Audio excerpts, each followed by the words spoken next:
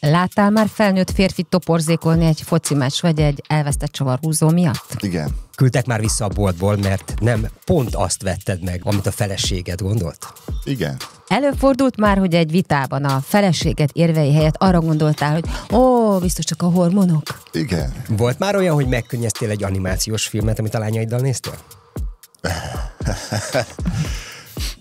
Nem. Volt olyan, hogy elérzékenyültél volna, de úgy érezted, hogy nem mutathatod magad gyengének? Igen. Amikor a fiad és amikor a lányaid vágnak le egy jelenetet, akkor ezt ugyanúgy hisztinek nevezed? Nem. Amikor a feleséged azt mondja, hogy semmi baj, az tényleg azt jelenti, hogy semmi baj?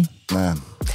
Előfordult már, hogy egy vitában csak azért adtad be a derekad, mert valamelyik lánya családban elsírta magát? Igen. Egy igazi macsó férfiként, ha 3 nővel élsz egy házban, tényleg te vagy a főnök otthon? Igen. Igen.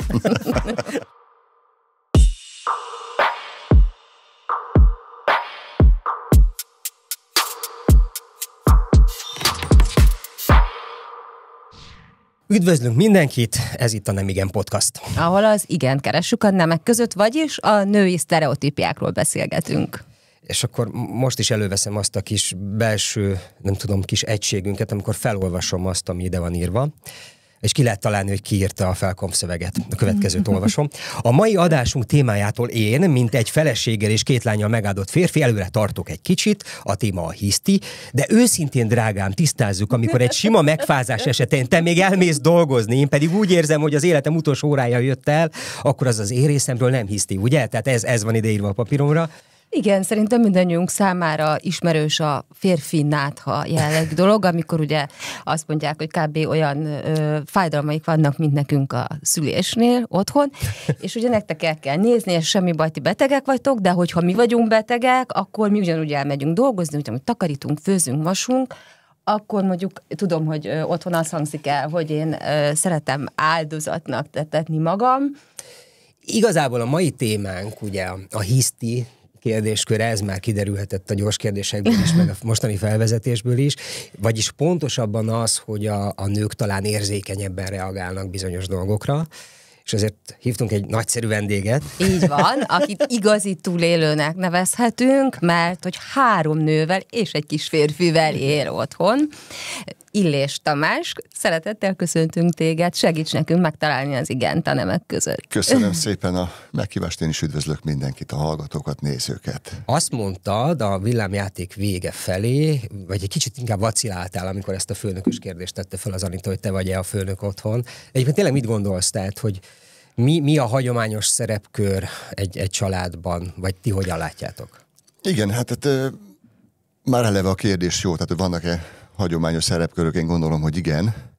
Tehát nálunk is megvannak, női többség van a családban, de szerencsére olyan lányokkal vagy nőkkel élek együtt, akire a hiszti azért nem annyira jellemző. Nem, most gondoljunk arra, hogy ők nem hallják ezt az adást. Csak beszélgetünk. Senki nem hallja. De ez valóban így van, tehát szerencsére nem hisztisek a lányok, nem is tudnám valószínűleg elviselni azt hosszú távon, hogy valaki hisztis. Mi a hiszti? Szerintem először beszéljük, hogy szerinted mi a hiszti, hol a határ a hiszti és egy erős érzelem között akár. Na, én is ezt gondolom, hogy azt azért szükséges meghatározni, hogy mi lehet a hiszti. A hiszti, most női hisztiről beszélünk, de talán a hiszti egyébként is női hiszti, nem, nincs férfi hiszti. Nincs. Ebben egyetérthetünk, nincsen férfi hiszti. Tehát én azt gondolom, hogy a hiszti valami olyasmi, ami nyilván a párkapcsolatban élő nőknél fordul hosszú elő. Párkapcsolatban ugye, és hosszú, tehát sose az elején van. Hanem valahogy menet közben kialakul valamiféle hiányérzet a nőbe, ami korábban a kapcsolat elején még esetleg megvolt, aztán elmúlt, vagy csak a nő többet akar egyre, és attól van hiányérzete, hogy azt a többet nem kapja meg, és akkor egyszerűen hisztis lesz. Lehet, hogy ez a holdállástól is függhet azért a igen, már a kérdéseknél azt mondtad, hogy igen, sokszor a hormonokra fogod a hisztit. Igen, így hát volt én a nem kérdés, tett róla, hogy a hisztis. Akkor ezt most nem mondod.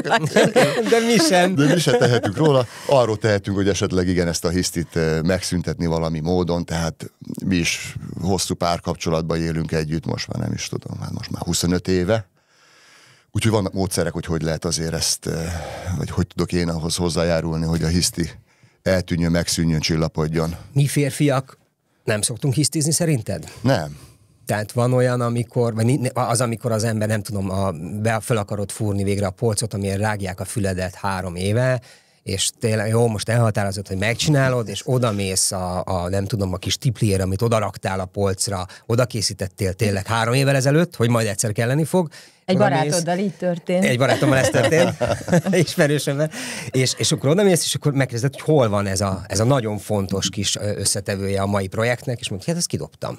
Tehát, hogy ez most csak egy példa volt. Tehát van-e valami olyan, ami szerinted minket férfiakat is ki tud hozni a sodrunkból, és akkor talán egy hisztihez közeli állapotot produkálunk? Ez tehát a sodrunkba ki tud hozni, tehát lehet, hogy egy ilyen is, amit említettél, de nem gondolom, hogy a válasz az hiszti lesz, valami gyors, csattanós, valami hirtelen feltoluló csúnya dolog, de az nem, én gondolom, hogy a hiszti azért az egy tartósabb jelenség. Nem? Igen, tehát az, hogy én csak kiabálok egyet, az még nem hiszti. Hogyha viszont nem hagyom abba a kiabálást, az lenne a hiszti. Nagyon érdekes például a szakirodalom. Ezt mondja, hogy 2 mérce van a férfiak és a nők közötti dühkezelésben, mert hogy amikor egy férfi kiabál, vagy csapkod, vagy felemeli a hangját, az gyakran a szenvedély és az erő, vagy a jogos felháborodás jelének tekinti a társadalom. Nagyon jó. Van temperamentumom, egy igazi temperamentumos férfi. Ez tetszik. De valahol ezt a nők is elvárják tőlünk, vagy legalábbis mi ezzel szoktunk takarózni, de amikor egy nő pont ugyanezt csinálja, akkor azt már rögtön hiszti lesz. Igen. Nem tudom, nálunk, vagy a feleségem azt szoktam mondani, hogy megsértődöm. Tehát én inkább ilyenkor... Azt is meg kéne határozni, hogy az micsoda. Olyankor csöndben maradok, mert végképp elvesztettem valami kapcsolatot, nem akarok hisztizni, vagy nem akarom őt bántani, csöndben leszek. Ő erre azt mondja, hogy ez megsértő. Mi ismerjük egymást egy nagyon-nagyon hosszú ideje, barátok vagyunk, és ismerjük ezt az arcodat, amikor ez a... Csöndben vagyok olyankor, de én nem érzem úgy, hogy megsértődtem, csak már nem tudok, akkor kell egy kis idő, hogy valahogy... Igen, a hiszti az hangos, tehát a hiszti az azt akkor beazonosíthatjuk, hogy hosszantartó, beszéddel jár és hangos, szerinted? Igen, mindezek együtt, igen. És tehát, magas hangon. Igen, tehát nem a normál hangon, mindenképpen egy valami tartósabb dolog, és én szerintem a férfiak nem is figyelnek feltétlenül arra, hogy ilyenkor mit mond a nő, ugye? Mik az eszközök? Tehát te mondjuk kizárod? Tehát mondtad, hogy az előbb, hogy ugye a hosszú évek alatt kitapasztaltál, mi az a módszer, amivel tudod kezelni a hisztit nálatok. Igen. Mik a módszereit? Segítsünk akkor a férfi társaknak. De mint sok minden más, ugye itt is a megelőzés a fontos. Ha már a hiszti felütötte fejét, akkor hagyni kell egy kicsit, hogy menjen, de a ráutaló jelek azért segítenek. Talán a beszéd vagy a kommunikáció ugye az azért segíthet, mert a nők valahogy szeretnek mindent megbeszélni, vagy legalábbis az én feleségem mindent meg akar beszélni, meg szinte semmit. Na most a kettőt valahogy össze kell hozni, és akkor hajlok arra, hogy beszélgessünk valami olyan dologról, amiről én egyébként nem szeretnék, de lehet akár egyszerűbb megoldás egy lábmasszázs, vagy talpmasszázs, azt is szoktam, az fölold mindent. Akár, ugye, az is egy jó igen, a békülős szexnek szerintem külön ilyen sztereotípiája van, hogy az... Igen. Na de ez most kinek jó egyébként? Ez lehet, hogy a férfi, de nincs férfi hiszti, úgyhogy sajnos, uraim, ezt most akkor mindig a nő kezdeményezi ezt a fajta. De egyébként most csak azért szúrom be, mert hogy megint érintettünk egy ilyen sztereotípiát ezzel a témakörrel kapcsolatban, ami ugye arról szól, hogy a nő az érzelmes, a férfi pedig a racionális fél. Tehát, hogy a sztereotípia az azt mondja ki, hogy ez a kettősség, ez arról szól, hogy a nők érzelmesebbek, ezért van, hogy többet kommunikálnak, beszélnek az érzéseikről. A férfi pedig egyáltalán nem ért és nem érdeklődő ebben a témakörben, vagy ebben az irányban az érzelmekről való kommunikációban, mert hogy ő 2 lábbal a földön jár, ő egy racionálisabb. Ezt gondoljuk mi, mint nő és férfi, nem tudom, szerepkörről, és erre is vezethetjük vissza azt, hogy azt állítjuk, hogy a nők hisztisebbek, mint a férfiak. De ez is csak egy ilyen szakirodalom. Egyetértek vele, vagy szerintem azért ebben lehet valami. Azt tudjátok egyébként, hogy honnan ered maga most már a mansplaining kis rovatunk következik. Igen, nálunk az ott, hogy otthon, hogy mert hogy ezt is most te tudod, mi az a mansplaining? Nem. Na most mennek mansplainingelek. Ugye ez az explain vagy explain angol szóból ered, ami a magyarázat, megmagyarázást jelent, és a mansplaining az, amikor egy nőnek magyarázod meg azt, amit egyébként lehet, hogy magától is tudna, de hogy attól érzed magad igazán férfinak, hogy segítesz neki megmagyarázni. Most megmagyarázom. Igen, és egy okos nő, nagy tágra nyílt szemekkel, igen, csodálja, mondja drágám. Szóval a hiszti, de utána néztem, olyan büszke vagyok, hogy megpróbáltam tényleg én is utána járni ennek, hogy mi a hiszti, mert az igazság, hogy ezt így hármunk között kimerem mondani, hogy én is a Tomival értek egyet egy csomó mindenben ebben a kérdésben. Mire gondolsz? Szóval, van nekünk egy csengőnk, ami kénytelen vagyok használni, és amit azért hoztunk, mert az én drága párom néha nem bírja abba hagyni a beszédet, és kaptam erre egy ígéretet, hogyha megnyomom ezt a csengőt, akkor ő leáll. És szerintem most... Bocsánat, nekem úgy tűnt, mintha csak azért nyomtad volna meg, mert nem értesz vele egyet. Igen, de leállítottam. Hát igen, de nem beszélt sokat, de leállítottam. Úgyhogy mit tanultál arról, hogy a hiszti eredete az? Most hogy válaszoljak, hogyha le vagyok tiltva? Tehát most bebuktam, vagy most engem úsztál be a csőbe? De feloldozhatlak. Feloldozol?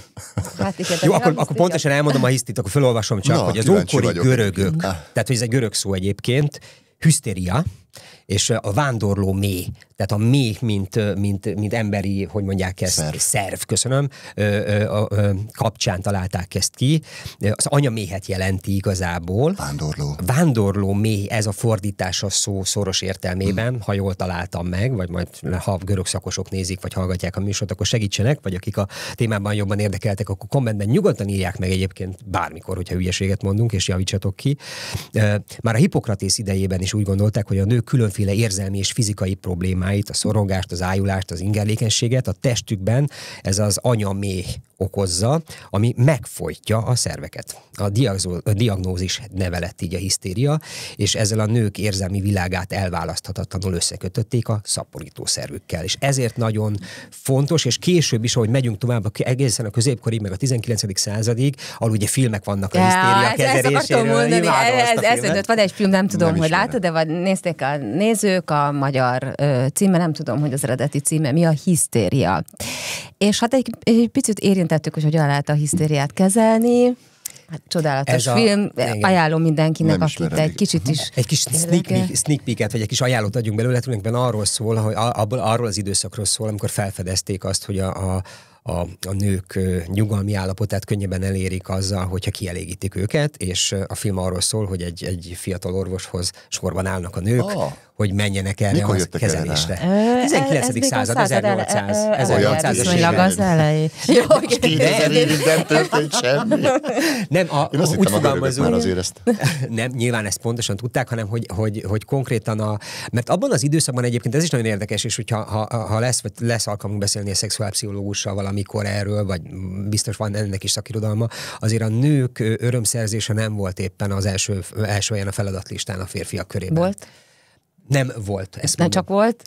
Tehát, hogy most már azt gondolom, hogy azért szeretném azt hinni, hogy élünk olyan felvilágosult világban, ahol ugye igenis számít egy kapcsolatban, hogy a feleségemnek is jó legyen, vagy a páromnak is jó legyen, de ez a középkorra, de még talán a 18-19. századra sem feltétlenül vezethető vissza. Tehát, de korábban meg igen. Korábban meg igen. Ez is, igen, nyilván nem voltunk ott, nem tudjuk, és vannak jó pofa, nem tudom, ötletek rá, hogy ez hogyan működött, de hogy abban a korszakban, amikor ez a film játszódik, ott kifejezetten is mondják, hogy nem, ez éppen nem volt annyira. És depressziót. És a nők nem is odáig tudták. Fajult ez a hiszti, ez a belső lelki feszültség, hogy igen komoly, hát ezt tudjuk, betegségekhez vezethetett. Igen. De... És egyébként pont a Freudék voltak azok ugyanebben az időszakban, akik ugye föltárták a pszichoanalízis, a szexualitással való, meg a gyermeki, nem tudom, léttel való kapcsolatát annak a belső feszültségnek, ami egyébként hisztihez vezet. Azt gondolom, hogy a hiszti sokszor az indokolatlanul, hamar kipattanó veszekedést is jelenti. amikor nincsen igazából előzménye. Nagyon szépen mondtad a prevenciót, hogy meg kell előzni, és nyilván, amikor 20 akárhány éve együtt vagy a pároddal, akkor látod a jeleit, de nagyon sokszor néha ez ilyen derültékből villámcsapás. De a megelőzésnél például, még van 2 lányod, és egy kicsi fiad. Egyébként hogy tanítod őket, vagy mire neveled, hogy a lányok mutassák ki az érzelmeiket, akár a heves érzelmeiket, mondjuk akár azért, hogy ugye ne okozzon bennük ez később akár betegséget, vagy fogják vissza magukat, vagy a fiadnak, hogy kell ezt kezelni?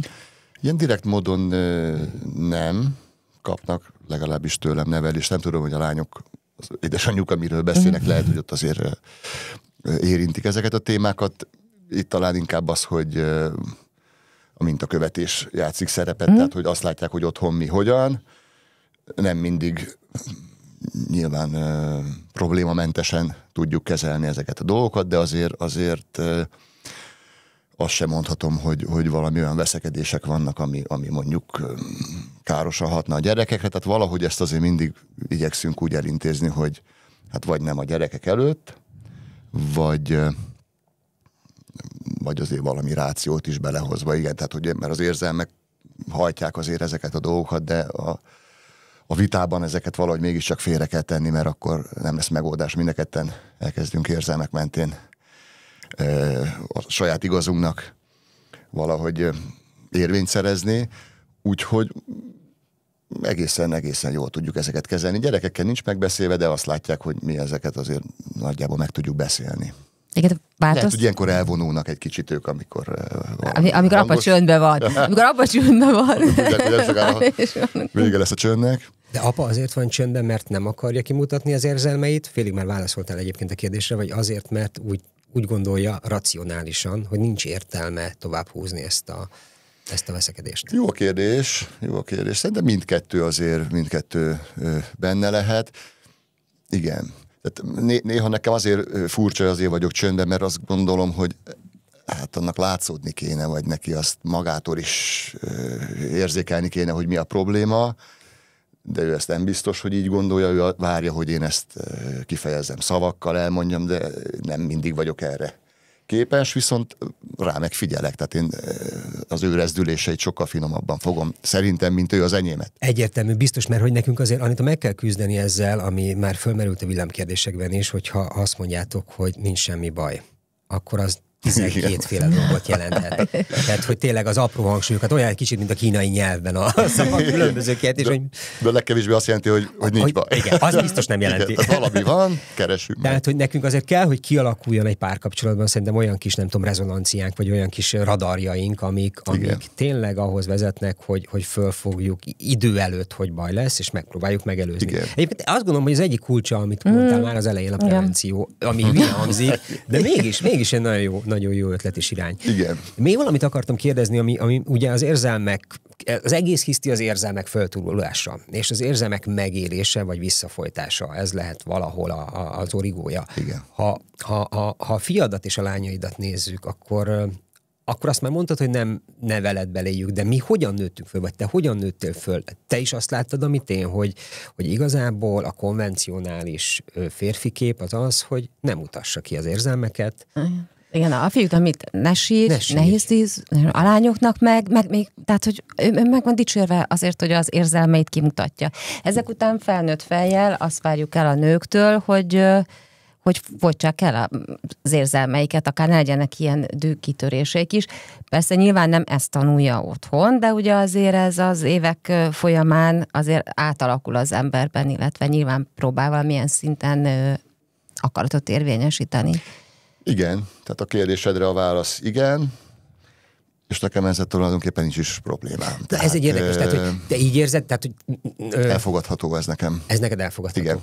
Azért, mert így nőttél föl, vagy azért, mert ilyen típus vagy egyébként? Hogy... Nem tudom, talán azért, mert így nőttem föl, az lehet, hogy többet nyom alatban. Nem tudom, mi lenne, ha nem így nőttem volna föl, de tehát ezek a hagyományos szerepek, amit az elején érintettünk, ezek azok. Tehát mondjuk, hogy vannak lányod, meg van egy fiad. Most, hogyha így visszagondolsz konkrét esetre akár, mikor mondjuk a Bogi dobálta magát a földön, hogy vedd meg neki azt a nyalókát, és most a Tomika szeretné azt a kardot, akkor te ugyanúgy kezeled? Nem, de a kérdés azért, mert eltelt idő, azért nem kezelem úgy, vagy azért, mert ő meg fiú, Mert fiú, másik meg lány. most igen. De akár úgy is megválaszolhatod az idő, hogy, igen, hogy mennyit az idő változott. is, tehát ugye, hogy nehéz két különböző gyereket ugyanúgy nevelni, még hogyha mind a kettő lány, vagy mind a kettő fiú is, tehát hogy azért eltett mégiscsak nem tudom, hány év vagy 17. Nem mond ki. Akkor, bocsánat, kivágjátok. Tehát nem hiszem, hogy ugyanúgy. Tehát biztos, hogy nem. A kisfiamnak azért ott, hogyha ilyeneket csinál, akkor én megpróbálom megmagyarázni neki, hogy hát ilyet nem, meg ezt itt nem. A nagylánynál, a Bogikánál nem volt ilyen. Tehát ő kapott hideg vizet is, ugyan nem tőlem, de tehát, hogy le kellett csillapítani, pedig a kisfiú ő sokkal akaratosabb, meg majdnem azt mondhatnám, hogy hisztisebb, ugye, de ki nem mond, megbeszéltük, hogy a fiúk nem hisztiznek. Úgyhogy, vagy akaratosabb inkább, és akkor emiatt többet kell vele foglalkozni, hogy egy kicsit viselkedjen. Úgyhogy a kérdés alapvetően válasz nem, tehát nem kezelnem ugyanúgy őket. Jó, és volt már olyan, hogy amit így elsőre női hisztinek gondoltál, meg volt egy győződve róla, hogy az egy idő után kiderült, hogy azért az nem hiszti volt, hanem hogy az egy abszolút jogos érzelem. Nem zárja ki a kettő egymást, tehát attól, mert hisztizik a nő, attól még lehet igaza. Tehát attól még sajnos lehet igaza. Sőt, valószínűleg gondolom, hogy a maga módján mindig igaza van, tehát a hisztének mindig van valami oka, tehát biztos, hogy valami hiány lép föl ilyenkor, ami hiányt meg a férfi idézte elő valami módon, tehát ez egy rossz probléma megoldása a lányoknál, hogy hisztiznek, de egyáltalán nem gondolom, hogy ezek alaptalanok, ezek akár mindig igazak. Belátni azonnal, hogy igaza van, ez egy nehéz dolog, ugye, majd akkor lehet, hogy másnap belátom, hogy jól van, nem megyünk vacsorázni, vagy ugye valami módon akkor. Még ez egy veszélyes, nem tudom, párkapcsolati dinamikai kérdés, vagy nevelési kérdés, vagy pszichológiai kérdés is lehet, hogyha igazat adsz a hisztinek, akkor onnantól kezdve az egy eszközzé, vagy fegyverré válhat. Jaj, ne. És nem csak egy gyereknél, hanem akár egy párkapcsolatban is. Aha, tehát, hogyha ha bementek egy étterembe és hiszti van, és akkor fölálltok és elmentek egy másikban a hiszti miatt. Nem voltak racionális érvek, nem volt semmi, csak éppen rossz napja van és hiszt is. És nem azt mondod, hogy jó, akkor hagyjuk a francba, menjünk haza aludni, vagy szexelni egyet, hanem hogy jó szívem, akkor azonnal kijavítjuk ezt a problémát, akkor tudni fogja, vagy óhatatlanul én ezt gondolom, hogy igen, tulajdonképpen mi is hibásak vagyunk, vagy a mi hozzáállásunk, a férfiak hozzáállása is hibás lehet abban, hogy a nők azt gondolják, vagy a nők egy része is azt gondolja, hogy a nők hisztisebbek. Szerintem tök igazad van. Azt nem tudom, hogy ez az esetek milyen arányába fordul elő. Azt gondolom, hogy amikor a nő hisztizik a férfi, akkor biztos, hogy bezár is nem ad igazat, neki meg se hallja, pont azért, mert olyan stílusban, vagy hát a kommunikáció akkor már rossz irányba megy, és egyszerűen nem fogadja be azokat, amit ilyenkor a nő mond. Tehát nem tudom, hogy ezzel mi szentesítjük ezt a módszert, hogyha belátjuk, ezért nem is látom be azonnal. Ezt akkor egyébként hisztivel nálad el lehet érni bármit, akár csak azért, hogy szabadulj ettől a problémától. Jó kérdés. Alapvetően azt mondanám, hogy nem.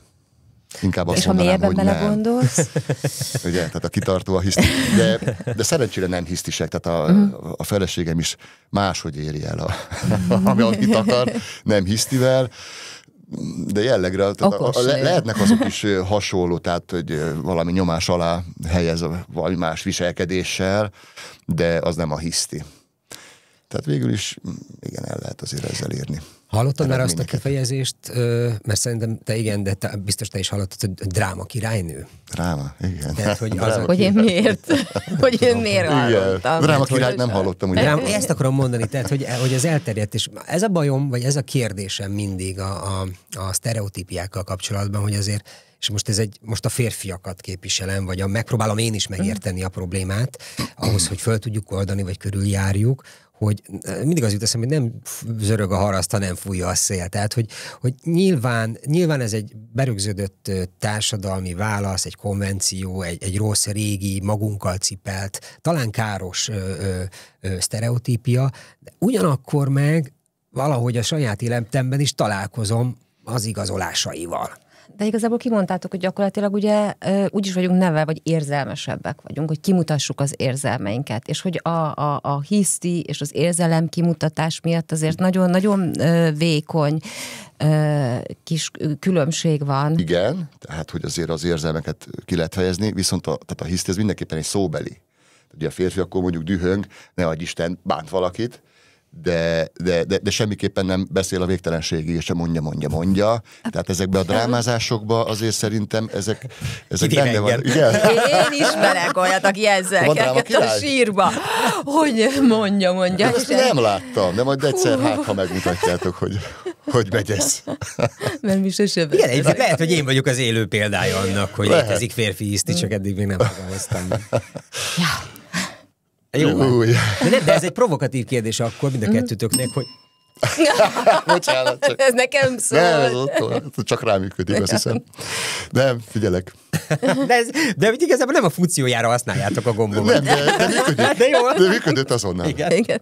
Nem, figyelek. Halljuk ezt a provokatív kérdést. Az, hogy a nők szerintetek szeretnék azt, hogy egy férfi, tehát hogyha azt mondjuk, hogy ugyanazt akarjuk elérni, ha egyenlőséget akarunk elérni nők és férfiak között, a férfiak is hisztizenek ugyanúgy, éljék meg az érzelmeiket. Szerintetek a nőknél az egy jó pont lenne? Akár a mostani 21. századi világban. Hogyha valaki elkezd csapkodni, nekem haj van a levesemben. Tehát, hogy... Nem. Ugye? Igen, tehát, hogy igen, ez megint egy jó felvetés, mert ugye akarják, hogy az ember beszéljen és elmondja a dolgait, vagy mit ér. Abban a pillanatban, hogy elmondod az érzésédet férfiként, már valahogy olyan lesz, mint hogy eltávolodna tőled a nő. Legalábbis nekem mindig ez volt a... De ezt te gondolod így, vagy félelem így... volt ez. Nem, ez csak félelem mert én is azt gondolom, hogy igen, ez lehet félelem, nem tudom, hogy ez így van-e. A lányok azt mondják, hogy nincs így, ugye, tehát, hogy ez nem lenne így, de nem próbáltam még. Kérdezzünk meg egy lányt. Az első kérdés tehát, hogy ha egy férfi ugyanúgy hisztizne, mint egy nő, az hogyan csapódna le? Igen, tetszene az neked? Igen, tehát hogy te most elkezdtél csapkodni magas hangon, tehát az, ami a hisztiről pejoratív, ami igen mondunk, azt nem. De amit a Tomi is mondott, meg amiről beszéltünk, hogy elmondjátok, ami bánt, hogy akár magasabb hőfokon, az érzelmeitekről beszéljetek, hogy mi a probléma, arra igenis ez minden nőnek szüksége van. És szoktam ilyet csinálni? Most tök komolyan kérdezem, hogy az érzelmeiről magas hőfokon hosszan beszélek. Igen. Szoktam? Igen. Tehát akkor én hisztis vagyok. Nem, ez még nem hiszti. Ha jól értem, ez tehát akkor hisztis vagyok. Hisztis is vagy, az egy de egyébként az viszont pozitív. Jó volt eljönni. Igen. De az viszont pozitív tulajdonság, hogy azért a férfiakkal ellentétben, a férfiak nagy többségével ellentétben, mert azért ne általánosítsunk, te szoktál az érzelmeidről beszélni, és arról, hogy téged mi bánt. De lehet, hogy itt valami színészi dolog is benne van ebben, vagy nem? Tehát, hogy egy átlagember is... Ne lőd el a titkaimat. Ne leplezd. Olyan szempontból civil ember, aki nem szokott hozzá a beszédhez, meg a drámához, meg nem tudom. Azt mondom, hogy nem. Ja, tényleg nem gondoltam, ebben igazad van tényleg, hogy ez nem csak habitus, hanem hát igazából nem tudom, igen. Egy eszköz akár, egyébként, azért kérdeztem a Tomit, hogy el lehet nála ezzel érni bármit, mert akár a hiszti, ugye eszköz is tud lenni arra, hogy elérjük, amit szeretnénk. Biztos, hogy a hisztivel nem csalám, tehát általában azért nem ezért csinálják a nők, vagy nyilván szándék benne van, de alapvetően belülről jön, nem az a cél, hogy elérjem valamit, de ez sántít, mert mégiscsak az a célja. Tehát igen, tehát ezzel azért el lehet érni. Biztos. Még egy kérdés, hogyha Tomika, nem tudom, 15-20 év múlva azt vennéd rajta észre, nem tudom, ha azt vennéd rajta észre, hogy ő hisztis lett, és nem tudod, hogy honnan jött ez, vagy milyen hatások érték, nyilván nem otthon és nem tőled, de hogy olyan furcsán reagál, vagy úgy reagál bizonyos helyzetekre, ami neked a te férfi képedben nem fér bele, akkor mit tennél, vagy mit beszélnél vele? Igen. Megpróbálnád megváltoztatni? Igen. Beszélni. Nagyon határozottan mondtad. Igen, vele szoktam is, tehát a lányokkal kevésbé, mert nem tudom, hogy a lányok mit gondolnak, tehát azt az édesanyjukkal könnyebben meg tudják beszélni. A Tomikával mindenképpen igen. Tehát vele szoktam, mert van, hogy furán viselkedik, vagy van, hogy úgy viselkedik, ahogy én gondolom, hogy nem kéne. Nem otthon, mert otthon bármit lehet, de olyankor beszélgetünk, igen. Hogy... És mit mondanál neki, vagy hogy tanítanád meg neki azt, hogy hogyan kezelje a női hisztit? Hogy ezt, tehát mi lenne az, amit ilyen apai tanácsként adnál neki, és akkor így tulajdonképpen kicsit összefoglalva a nézőknek is, hogy hogyan lehet ezt megoldani. Már egész jó dolgokat és mondtad gyakorlatilag, igen. Megelőzés. Prevenció. Ez egy nagyon jó irány egyébként. Igen. Na, tehát, hogyha meggondolnám, hogyha hosszú távon akar valaki kapcsolat, mert rövid távú kapcsolat az bármilyen lehet, az még a hiszti is belefér, ugye, tehát legfeljebb fogod elmész onnan, és akkor meg is szűnt a hiszti. De hosszabb távon igen, tehát, hogy valamit azért pakoljon a serpenyőnek a túloldalára is, hogy azért valami balansz legyen, és a nő úgy érezze, hogy törődve van vele, és ne legyen olyan hiányérzete, ami hisztit okozhat. Tehát, hogy magyarul összefoglalva az lett, hogy a hiszti oka az egy hiányérzetből fakad, amiért mi is felelősek vagyunk férfiként. Igen. És úgy tudjuk megelőzni a hisztit, hogy észrevesszük, hogy valami hiátus van, és azt megpróbáljuk még időben betölteni. Uram, ez nagyon jól hangzik. Egyébként ez nagyon jól hangzik, és pont azt akarom mondani, hogy... csak úgy. De ez is egy... Igen. Akkor néha gyanúba kellett igazán, hogy miért lettél virágos. Igen, ez a baj. Ezt ismerem utána 2 napig. A másik kedvencem, amiről szerintem még órákat lehetne beszélni, az amikor álmodik valamit. Amikor azt álmodja, hogy megcsaltam. És tulajdonképpen 2,5 napig szenvedsz valami miatt, amit nem követtél el. Álmában is hisztizik. Igen, tehát hogy az egy nehéz, és azt nehéz megelőzni, mert hogy ez egyszer csak úgy megtörténik. De van egy ilyen állandó rovatunk így a műsor végén, hogy megpróbáljuk egyrészt mi is összefoglalni ezt a kis konyha pszichológiás játékunkat, hogy mi mit gondolunk, hogyan fogalmaznánk meg, mi lehetne a megoldás arra, hogy ezt amennyiben létezik. Kezeljük, ha létezik ez a... A kérdés az, hogy hogyan előzi, vagy hogy kezeljük a női hisztit. De ezt mondom, ezt gyönyörűen megválaszoltad, és szerintem egy jó irány, amit itt most megszültünk. Igen, mondom, hogy igen, ha ez így lesz, akkor nincs több hiszti. Annyi van, vagy van egy ilyen rovatunk, hogy a lehető felkészültebb eszközt mostanában megkérdezzük. A legszélesebb látókörű. A legszélesebb látókörű eszközt megkérdezzük arról, hogy mit gondol a témánkról. Úgyhogy most én kipróbálom. Egyetértesz-e azzal, hogy a nők hisztisebbek, mint a férfiak? A hisztis viselkedés nemtől függetlenül előfordulhat bárkinél, és inkább az egyén személyiségjegyei és az adott helyzet befolyásolják. Nagyszerű. Egy rövid válasz, kicsit hosszabbra számítottam, és nagyobb fejtegetésre, de igazából a lényeg benne volt. Úgyhogy nagyon szépen köszönjük. Én is köszönöm szépen, hogy... És sokat tanultunk ma. Remélem te is. Dr. Illés Tamástól. Oké, a kérdés van, majd akkor nyugodtan még. Köszönjük. Mi pedig folytatjuk további sztereotípiákkal, amiket körüljárunk és lebontunk itt a Nem Igen Podcastban. Köszönjük, hogy velünk voltak. Sziasztok!